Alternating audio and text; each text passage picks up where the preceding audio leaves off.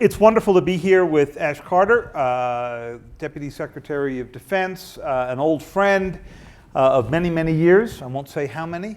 And somebody who told me that he first came out to the Aspen Institute to study charmed particles.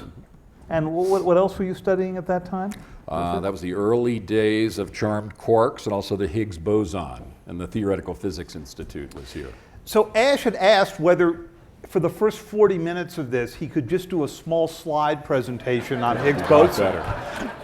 And so we asked his security team to actually put a bullet through the projector.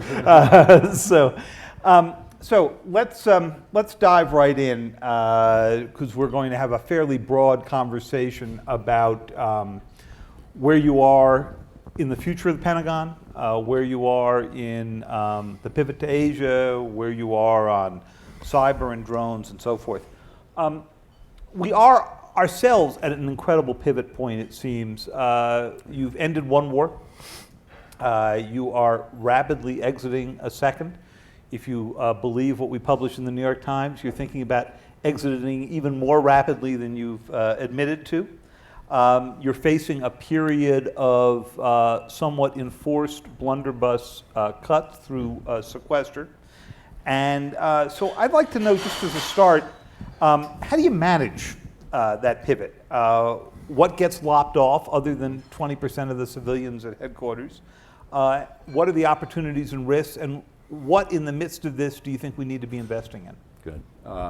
Well, that is our daily preoccupation. And you're right, here we're far from Washington, but in Washington everybody's focused on the budget, and that's very important because we're undergoing a reduction in the defense budget that is as large and as steep as the post-Vietnam reduction and the post-Cold War reduction. So it's a very large, it's very consequential. I can get to that later, but I think you started on the right note, David.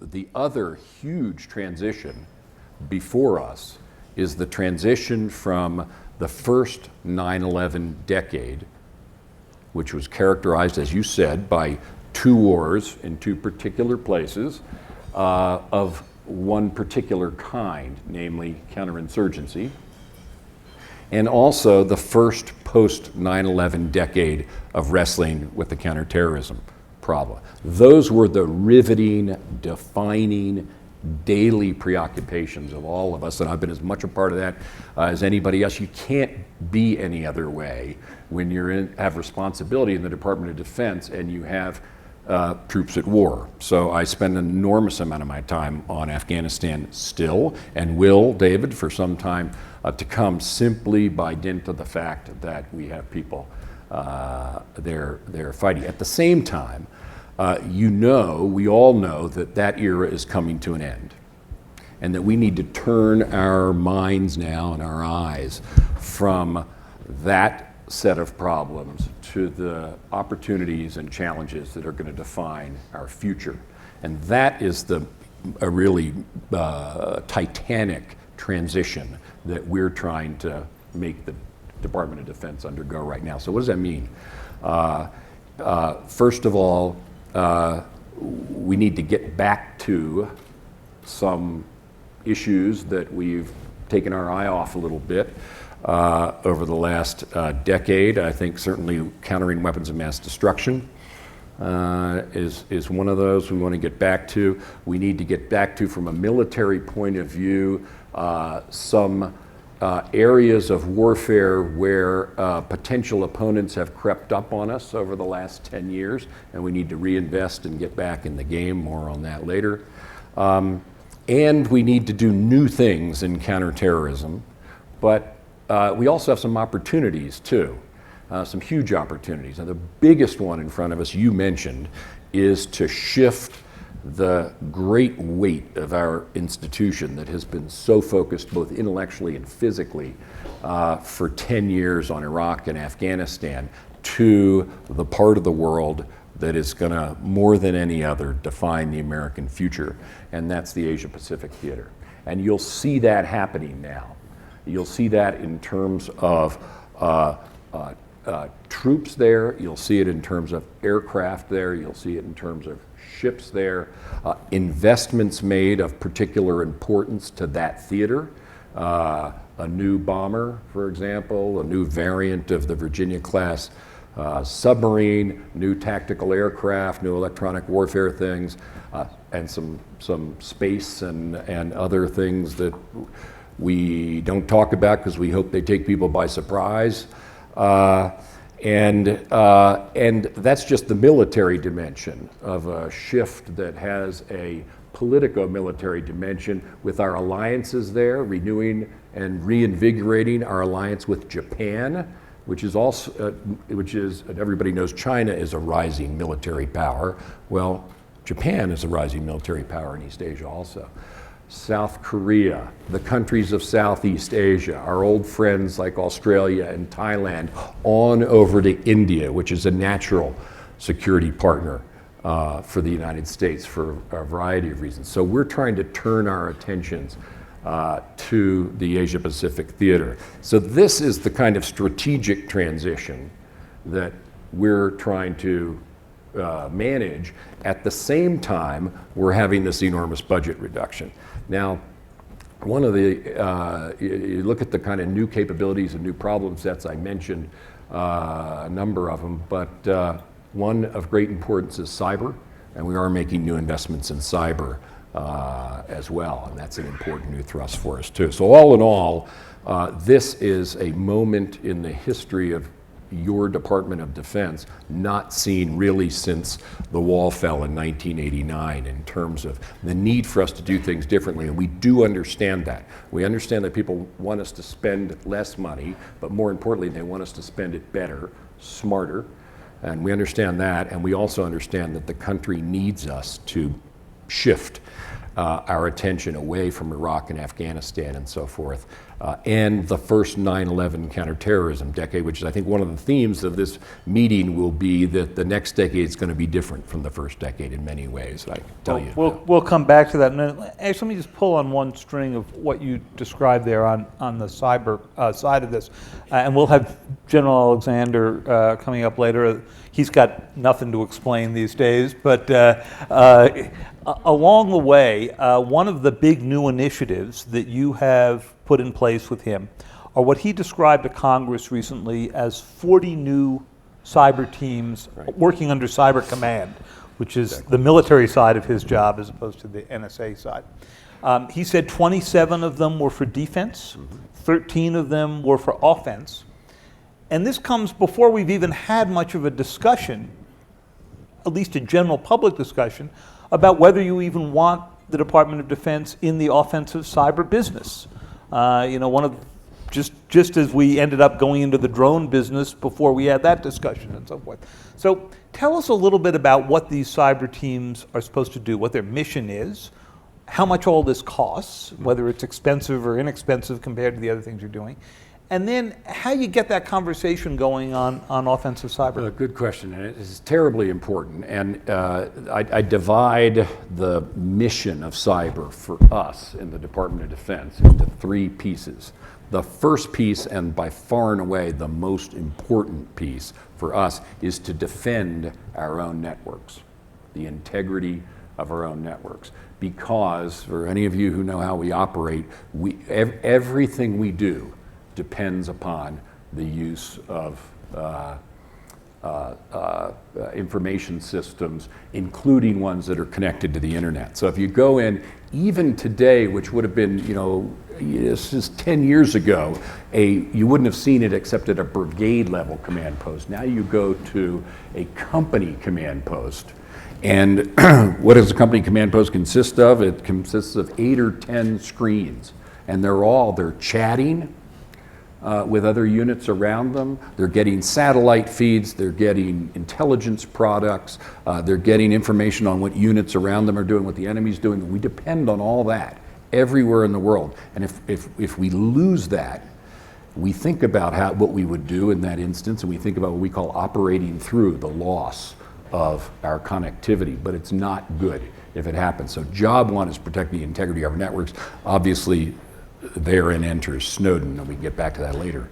The second thing you mentioned, which is to develop and deploy and do the intelligence preparation for our own cyber capabilities to nullify cyber advantage on the part of others.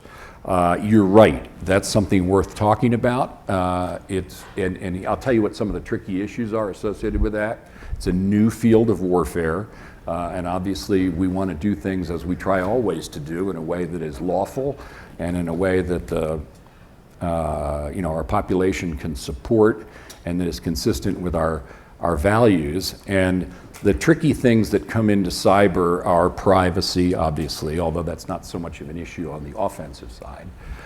It's things like, are you sure that a particular action you take with an enemy's information system will only have the consequence of disrupting, let us say, an air defense system, and not wider consequences? You have to understand what the consequences are of your actions. The authorities to do this, obviously these are the kinds of things that are serious enough that they're reserved for the president. And so you're right, we have thought these through, we are thinking them through, and it's fair game for a wider conversation. The third thing we do is play our role in defending the nation's networks. Now, I say our role in because we don't have the lead for that. We support law enforcement and Homeland Security. So Janet Napolitano, Bob Mueller have important roles there. But we try to support them. Our principal source of support is the National Security Agency, which obviously we manage. But that's a capability that I am responsible for on behalf of all these other agencies of government who use it, use the technical capability there. Is that where the 40 teams That's fit in? where the 40 teams are. The teams are new. They're in addition to the NSA's existing cyber workforce, which is mostly oriented towards cyber intelligence collection. And what we're trying to do is create another set of people also associated with NSA and Cybercom, whose mission is defense, development of capabilities for the US military, second, and third, playing our role in the defense of the nation. Now, the last thing I'll close on is, this defense of the nation business, which many of you participate in, I see some of the names here, is very important, and government can help and needs to help. But another thing that has to happen is many of the civil networks are so poorly protected themselves that it is very difficult for us to claim that we can come to their aid. They need to be protected themselves first, and that gets to a much bigger problem in our society, and that is that cyber security is underinvested in. There's a market failure in the cybersecurity field. And those of you who have companies who try to market products for cybersecurity, it's a hard slog. A lot of people don't want to spend a lot of money. They don't want to acknowledge that they have a problem. And so a lot of our critical businesses are more vulnerable than they should be. And what should really happen is they should take the steps to harden themselves. And that's more important than us rendering aid, which of course we're prepared to do as we defend the rest of the country. Ask one more detail on this before we move on to the broader. Of these 40 teams, give us a sense of size. I mean, it sounds to me closest to the model, but maybe it isn't, of special operations. I mean, you've got a highly trained group to do it. We have no idea. Are we talking thousands of people? Are we talking millions or billions of people? In total, there are sort of 4,000-ish spread among the 40 folks, teams. spread among the teams. And are they up and running? I'm starting that way, yeah, almost. I'm starting that way because we're drawing people in from the services that we already have. Like special operations people, are hard to find and hard to grow. It's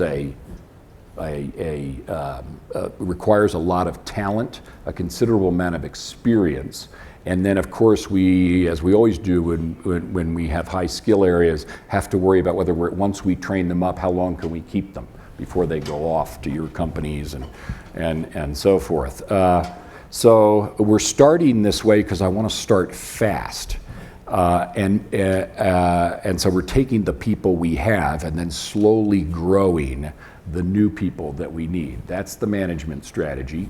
We're starting off in this way with these 3 teams. I don't rule out that we'll change our approach. We're going to sense and adjust here. I may take a different approach down the road and do things more like the SOCOM model. But we're not starting there yet, simply because we need to get started. We've got to get going. Now, you mentioned money. This isn't very expensive. This is not a money problem for me. This is a management problem. It doesn't cost a lot. And fundamentally, we're spending everything we can think about spending intelligently for, notwithstanding our budget hassles, because this is an area that we are protecting even as other military capabilities will be cut. Great. Well, we discussed money, and so let's turn to sequester. A year ago, you and I were talking about sequester, and you said 2 things.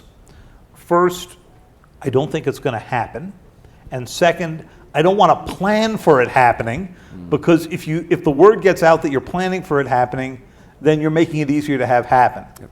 I think you may have added to that, I can't believe we'd ever do anything quite this dumb. So, what's happened a year later? First part is right. I couldn't believe we'd do something so dumb. Second part, not quite. And the differences between planning and doing. Of course we planned for sequester. Right. Turns out to be easier than you might think to plan for sequester, because sequester by its nature gives you very little choice. You have to cut here, here, here, here, here, here by this much. So there's less planning than there might be if you were just told, take that cut and do whatever you want with it, which I would dearly love, but we don't have that kind of flexibility in 13. So we were ready, but the second thing is I did not take action until it became clear that the budget deal collapsed at the end of the year. And that is because the things that we do under sequester are harmful. And I wasn't going to do anything harmful to our defense until it became clear. And again, a betting man or woman would not, I think, have thought that we'd actually topple off this cliff. But I didn't want to begin doing harmful things, and these are harmful things, until January 1st. So we were ready, but we didn't begin taking management action until the deal collapsed, because the management action we're taking are so harmful. Let me tell you why it is also so difficult to deal with. Now, mind you, we're doing our very, very best every day to do the best we can by our defense given these circumstances. We're trying very hard to get through this and get a sensible result. But let me tell you why things work out so badly. Our budget has 3 pieces in it. It's got people, it's got an operating budget, and it has investment. So those 3 pieces. Let's start with the people. The people, I've got to take money out of those 3 pots. I can't take money out of people just like that, because I cannot.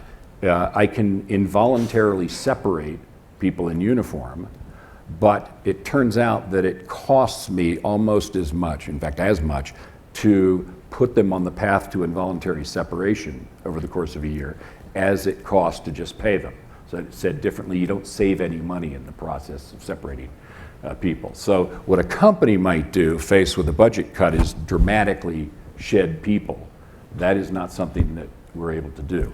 Therefore, the cut falls into these 2 other parts, the operations pot and the investment pot. What do we do there? Well, there you say, now there I have to, in the operations pot, I have to take the war off the table, right? I can't short the people who are at war in Afghanistan. I can't short nuclear deterrence. Submarines have to sail. We can't be unready as a nuclear force. You know, the presidential airplane needs to keep flying, and so forth. And so there are a number of things you take off the table, and again, the bill gets squeezed into the rest. So what happens as a result is that the cuts end up in not spread out over our entire defense budget, but bulged into a few areas. And the area that's the two areas that are most painful are training, readiness, and our civilian people who are getting furloughed, which is a terrible thing to do to them. So let me take the first one first. Training and readiness. Let's take an air base. And at an air base, the air bases are open. They have guards at the gate. They have people in the tower. They have people in the fire truck. The lights are on. Okay, so all that, you're spending the money for all that. Where can you stop spending money quickly? Well, painting the buildings, mow the lawn less often, that kind of thing. But importantly, you stop training. And when you stop training, you stop readiness. Now, we're protecting those units that we know are going to Afghanistan.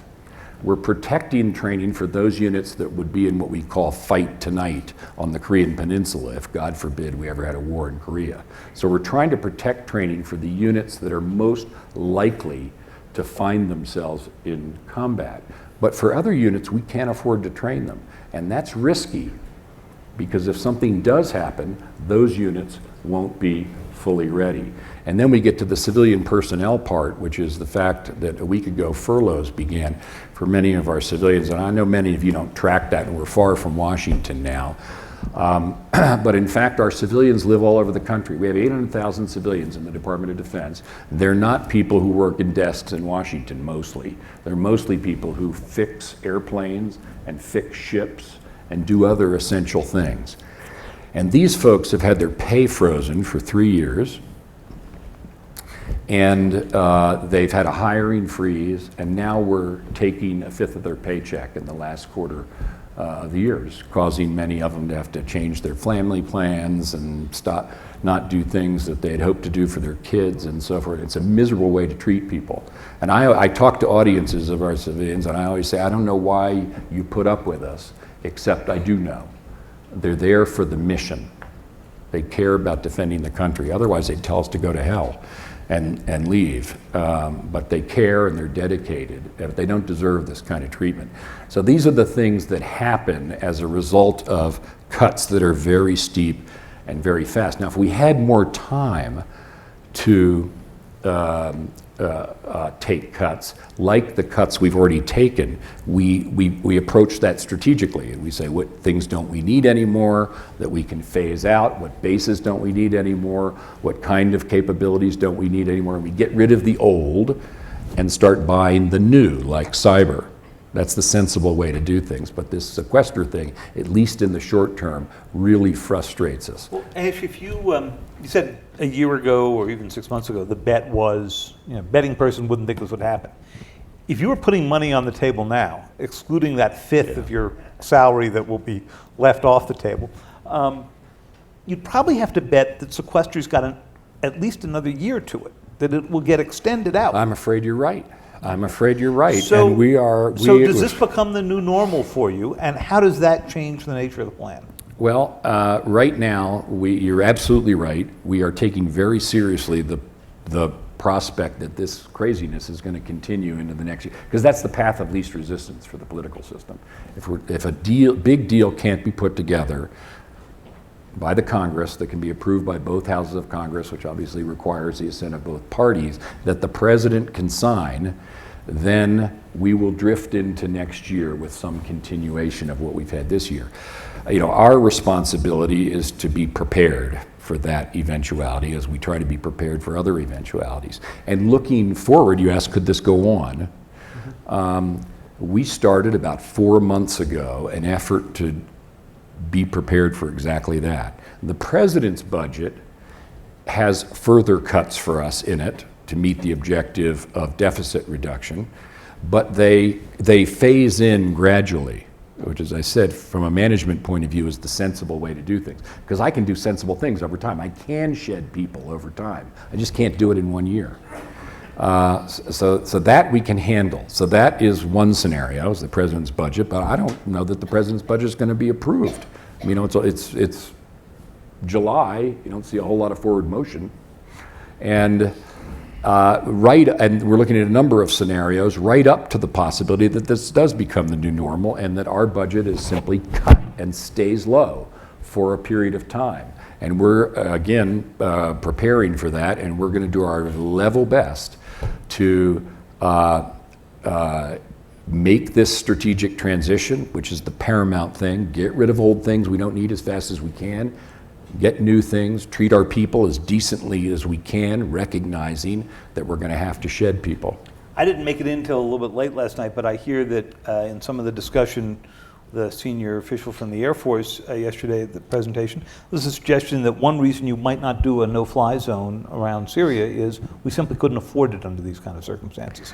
Well, I think, yeah, we would need supplemental. We would certainly supplemental funding, which is normal in a for a new contingency,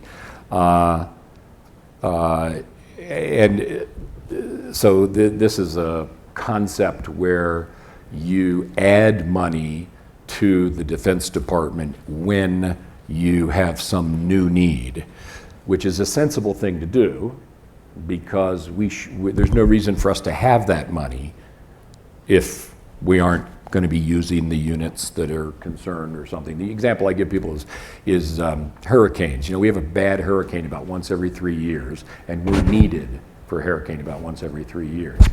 Well, you could give us the money to be ready for hurricanes every year, but then we'd waste it 2 years out of 3. So that's not sensible.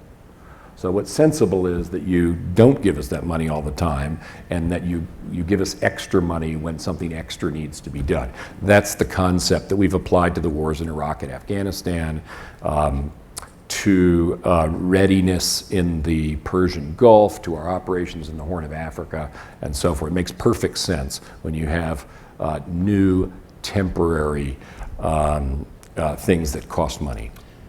Hey, let me ask you to briefly put on your political science hat as if you were back in your last job at Harvard. Something's changed in the political culture. In the post 9/11 years, the hawks in Congress always outvoted the budget cutters in Congress. And when I was White House correspondent for the Times, you'd frequently hear President Bush say, I'm going to do whatever give my generals whatever they say they need, which one might argue is not necessarily a position that the commander-in-chief should take, but you heard the line very often. Now, even within President Bush's own party, especially within his party, but even to some degree within your party, what you're hearing is budget cutting first here and defense second. Is this just a function of how many years have gone since 9/11? Is there something else fundamentally at work here? What is it that has changed in this debate? Well, there are a couple things. First of all, it is very noticeable. There was always a solid center of opinion that supported defense that you could count on, and much less so now. And there are a few reasons for that. Yes, there are a few reasons for that. One is the one you mentioned, which is that we have a competing priority, which is fiscal discipline for the country. And unfortunately, the part of government spending that has been most politically easy to get to has been discretionary spending. Now, of course, there's revenues and there's entitlements also. Those are the three parts of the federal budget. But much harder from a political point of view to get to the second two. And so a lot of the cutting has fallen on the discretionary expenditures that pay for defense, homeland security, and all the other agencies of the federal government. So that's one thing. The other thing is, time has passed since 9/11. People are tired of the two wars. They're tired of Afghanistan. They're tired of Iraq. I mean, I pay a lot of attention to them, but you don't see Afghanistan in the headlines all the time as it used to be. They're tired of it. And when you do, it's usually about the pace at which we're leaving. Exactly. And people are tired of it. And then there's a last thing, David, which is particularly true for the counterterrorism effort, and that is this. In a funny way, the better we are, the less people will notice what we're doing. And I always, every time I get dispirited by the fact that people don't seem to pay enough attention and care enough about national defense and international security, I console myself at least with the following thought, that if we're doing our job well, then people get up in the morning, they get to go to work and take their kids to school and live their lives and dream their dreams without having to worry about their physical security. What a gift that is. I mean, look around the world. There are a lot of people who don't have that. And security's like oxygen, as I often say. If you have it, you don't think about it. And if you don't have it, it's all you can think about. And we'd like to be in a circumstance, the former circumstance. And that's kind of a paradox. It's a paradox that's very important in the counterterrorism effort, for example, of which we are a part, obviously the theme of this meeting, and an important mission of the Defense Department. That kind of balance of getting enough public support to do what needs to be done, but not scaring people. The President said something really riveting to me in the speech he gave on counterterrorism a few months ago, and he said that we now, at this point, after a decade of fighting this fight and learning what we've learned, can proceed not on the basis of fear, but hard-earned wisdom. And we do. We have hard-earned wisdom. We've learned a lot over the last 10 years. We've gotten a lot better. And that's the foundation upon which we build now. You briefly mentioned Mr. Snowden before.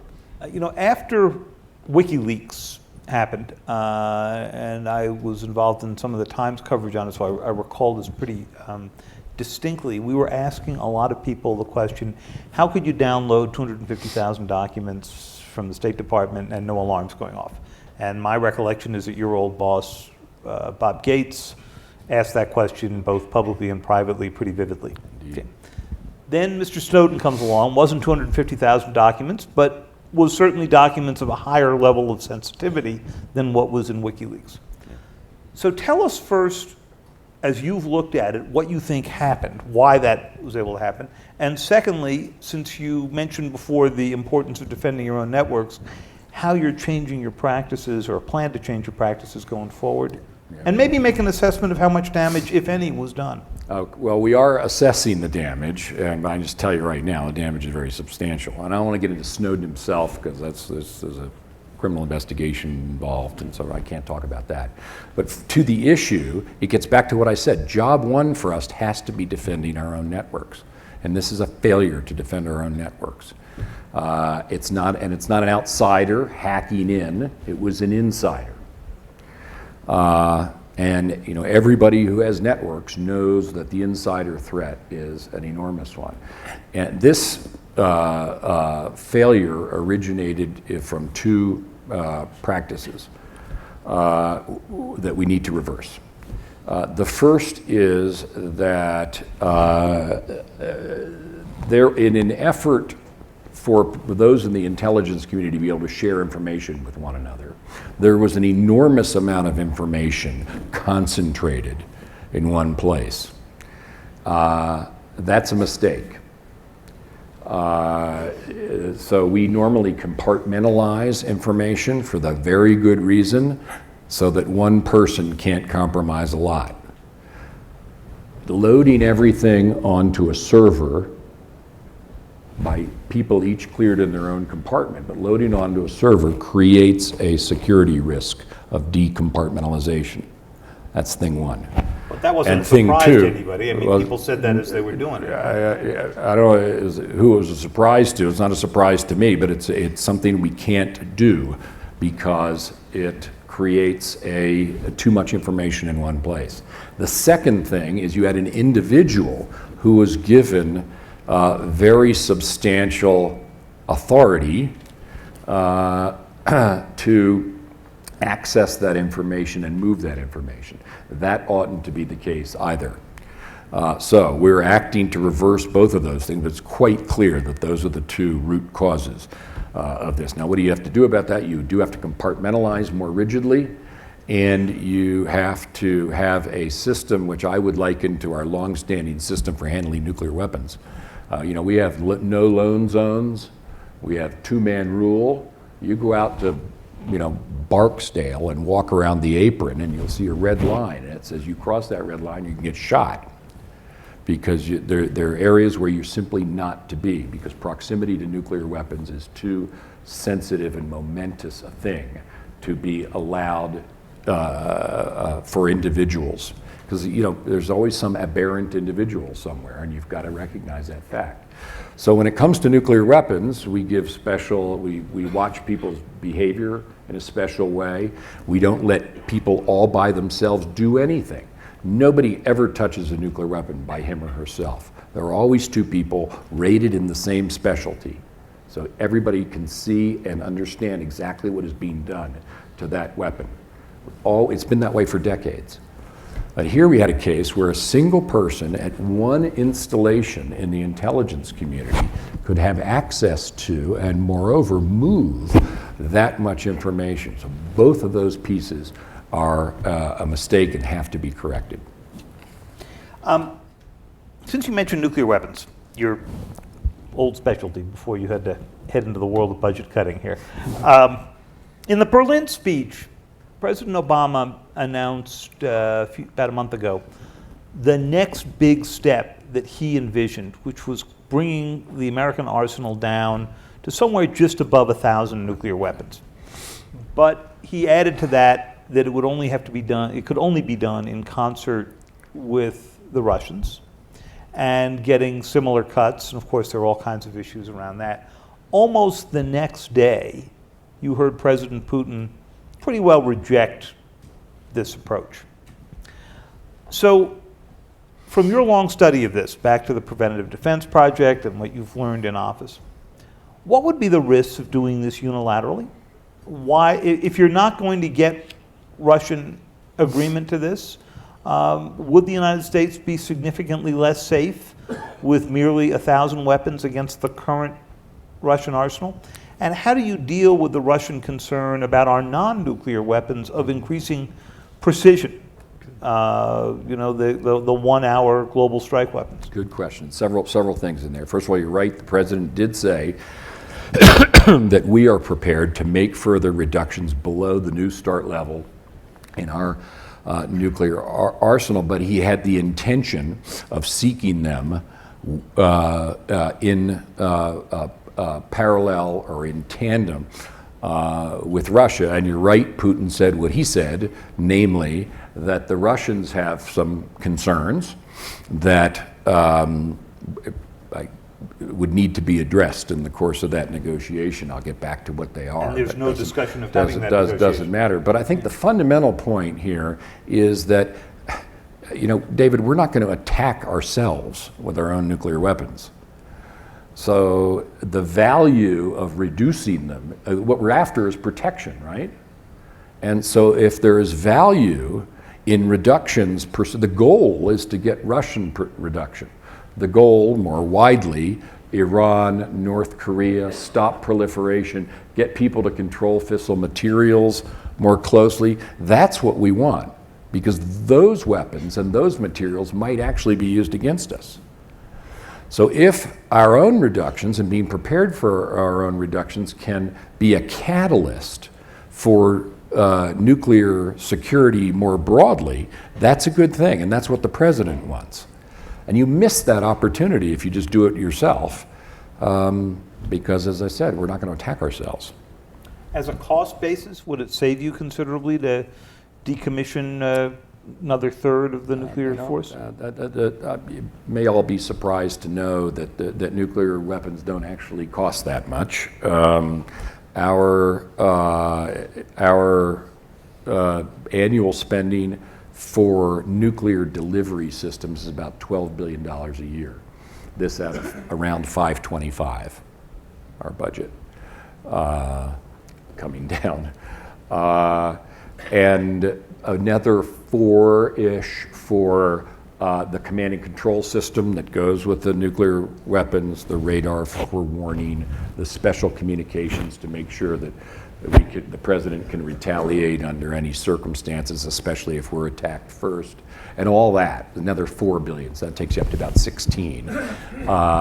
And so it is not a big swinger of the budget. You don't save a lot of money by having arms control and so forth. But the reason you do it is because these things, and they don't cost that much, are the most awesome and terrible inventions of humankind. And I'm a physicist, as you mentioned, and we in the physicists always felt that there was some responsibility that went with having created this technology. And so they are things always to remember are part of our arsenal that deserves our most careful thought and treatment and responsibility, but they're not the answer to our budget problem. They're just not that expensive. One last question, and then we're going to go out to the audience here. At the beginning, we talked about Afghanistan, and you said you have to stay focused on it because we're still there. We know that there is an increasing debate within the administration about what some call the zero option. The question that at the end of 2014, could you pull out everyone? There are downsides to this. One reason for keeping forces there is not only to be a tripwire in Afghanistan, but to have forces in place in case Pakistan went bad. Tell us where this debate stands. Is the zero option, to your mind, a real option? Is it more of a negotiating position, which some have argued?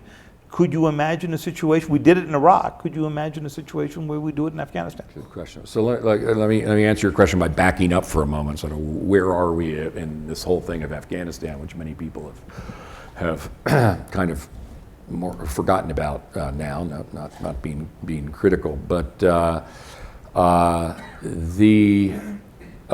plan laid out in Chicago, whatever it was, a year and a half or so ago, was that we were going to wind down our presence in Afghanistan, and that is the coalition would, as the Afghan forces got stronger and stronger.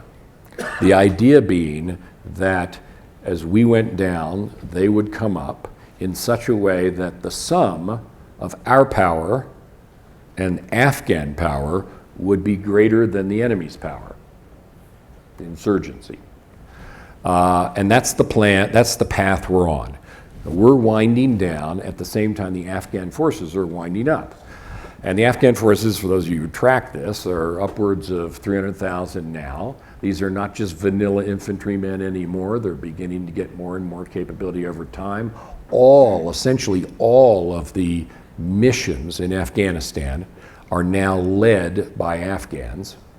And so that's the whole objective, is that we wind down and Afghanistan eventually becomes capable all by itself of defending itself. Now, that can happen for some time, which is the reason to do it gradually.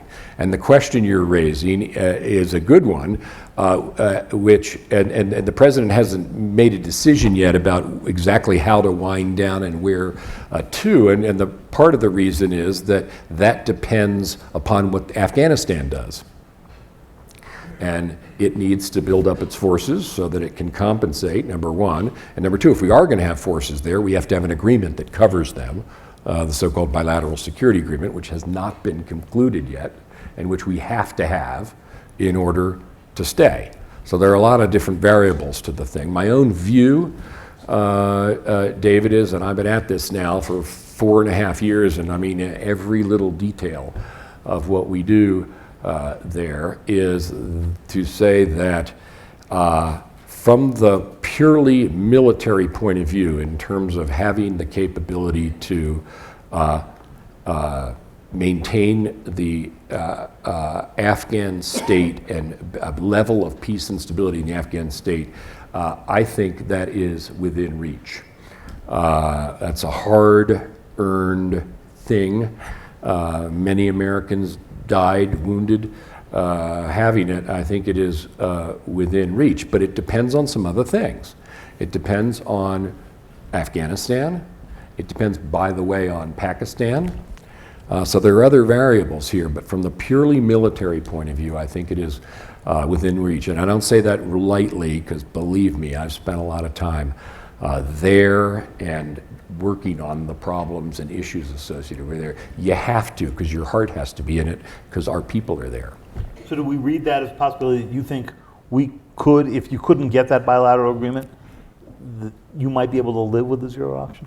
Well, I mean, that's for sure. We have said that we need the bilateral security agreement. Does not having a bilateral security agreement and therefore not having a joint plan between the Afghan government and the coalition after the end of 2014, is that a good thing? No, it's not a good thing, because it will disrupt this ability to achieve this result I said was in reach. But you know, that's not entirely within the president's purview. We need Afghanistan as a partner. We need our coalition partners, and so on. And then there's the whole issue of Pakistan that we haven't talked about. So let's go out to the audience here and ask you to ask your questions crisply and tell us who you are and all that. And we'll start with Jane. I think, there's a microphone coming to you, Jane.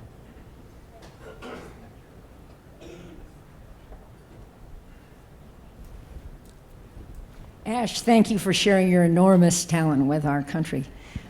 First, a correction to you, David. Mark Welsh, who's Chief of Staff of the Air Force, did not say last night that we couldn't do the mission if asked, the no-fly zone over Syria. He said with less resources, he'd have to figure out how to get it done with less, but he'd get it done. That was what he said. Ash, my question to you is, Congress is incapable of doing big things these days. I don't think anyone's missed that. But it can do small things. And why isn't it at least reasonably easy to ask Congress to give you the authority to apportion the cuts where you need to apportion them?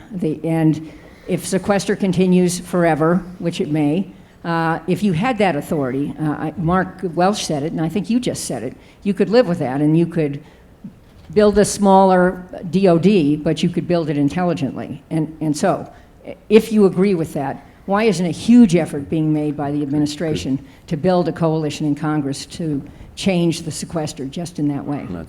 It's a good question, and by the way, it's nice to see you here. I mean, this is somebody who knows all about all this stuff I'm talking about. Great to see you, Jane. With respect to the question of flexibility, what we really need is time. That's what we really need. And I'll give you an example of why. Remember I talked about people? Over time, we can reduce the force, but we can't do it quickly. It's, first of all, not feasible for us to do it. So that is, if you take a service member and involuntarily separate him or her, they go through a process. It takes time and takes money, and they're entitled to things in the course of that and so forth. So you can't just snap your fingers and reduce the size of the force. It takes time. Now we can do it, and we're prepared to do it, but the reality is it takes time. And so that's what we really need, is the time to do this strategically and intelligently. Having yet another year, next year, like this year, where you suddenly have to take a large amount of money out, leads to the kind of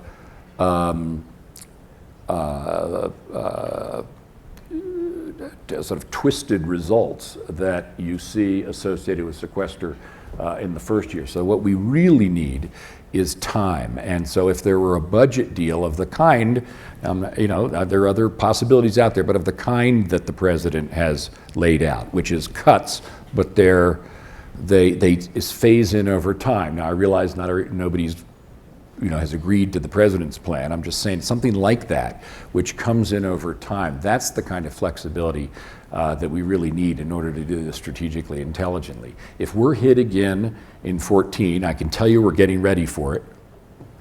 and we will be prepared. But it's not what you ought to. It's not what you ought to expect. It's not a good way to spend the taxpayers' money to do it. It's too many perverse consequences of doing things this way. So a hand right there.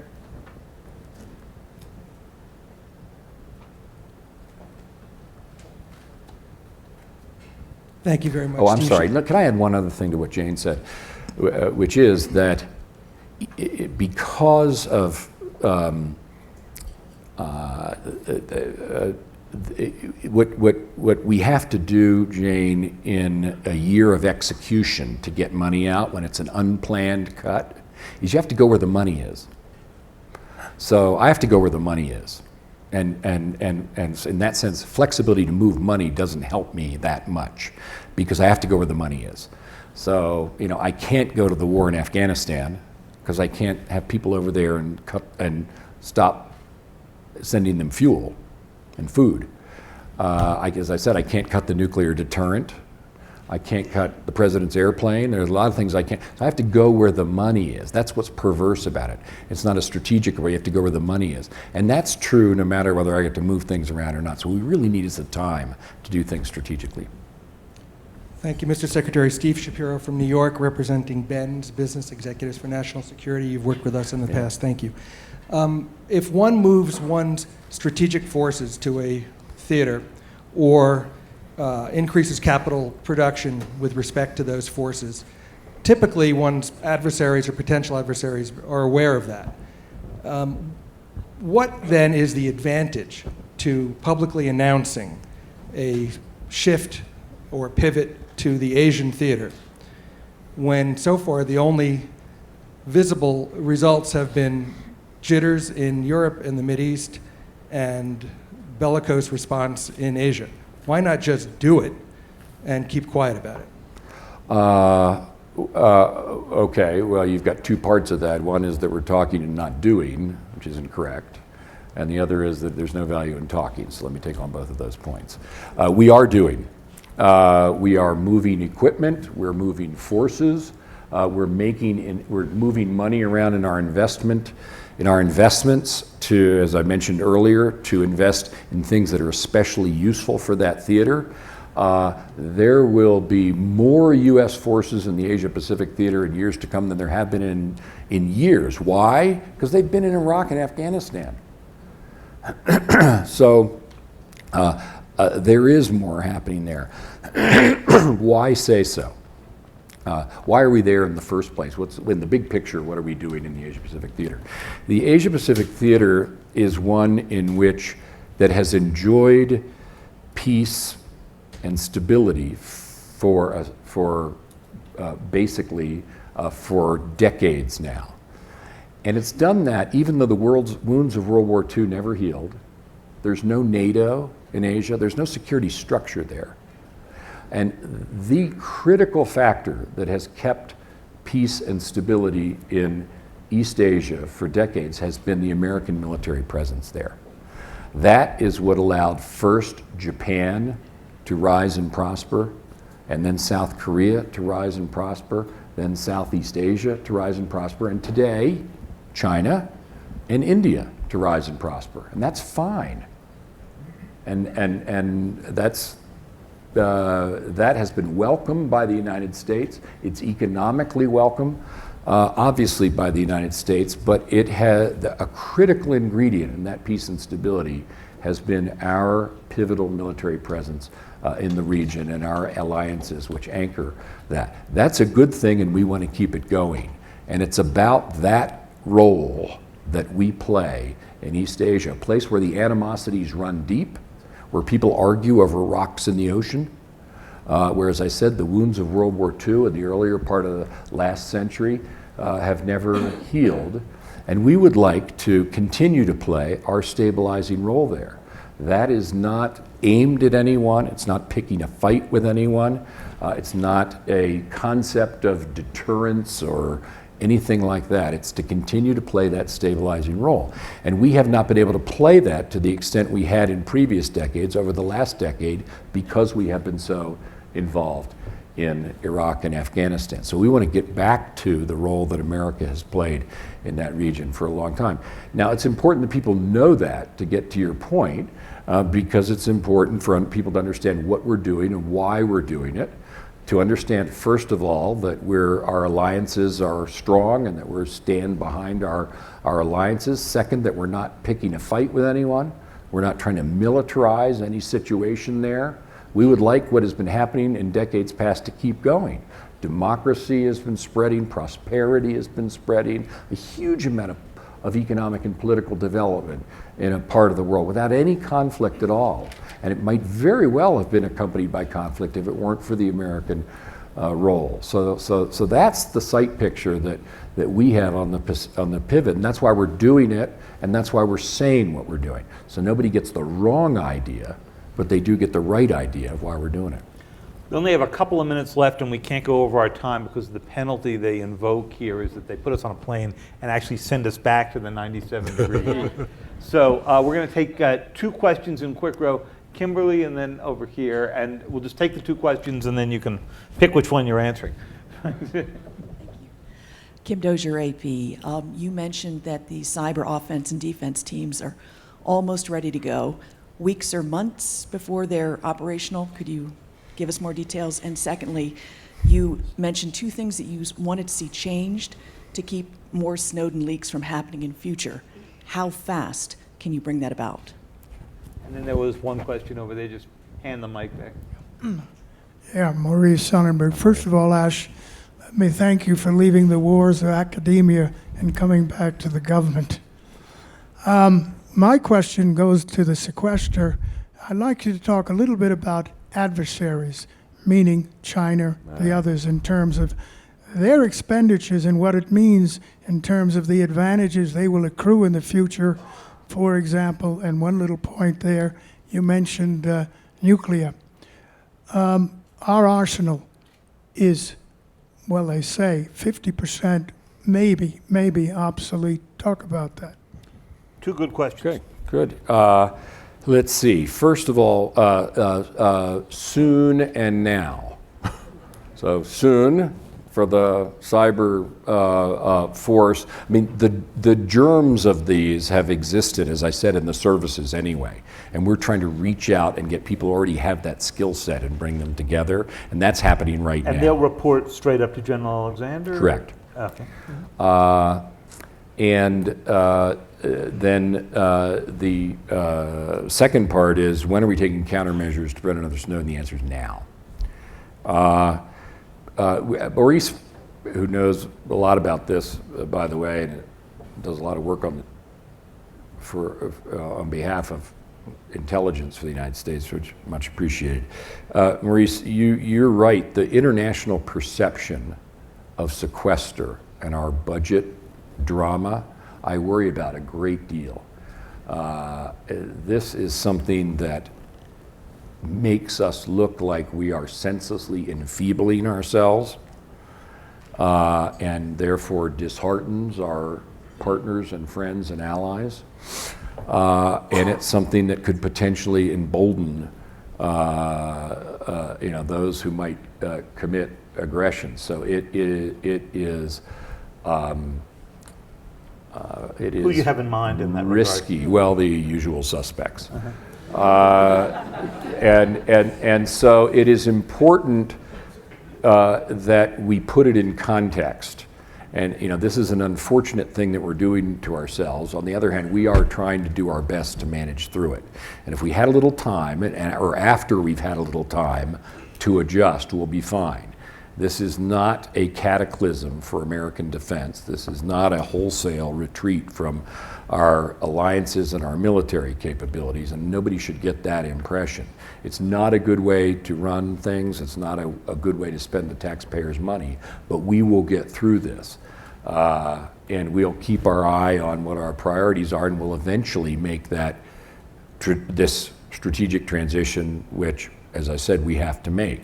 It'll be slower, it'll be less graceful, but we'll do it anyway, and nobody should have any doubt about that. But so both things are true. It's a bad thing to be doing to ourselves, and they do look at us, and I have foreign counterparts who tell me, what the hell is going on?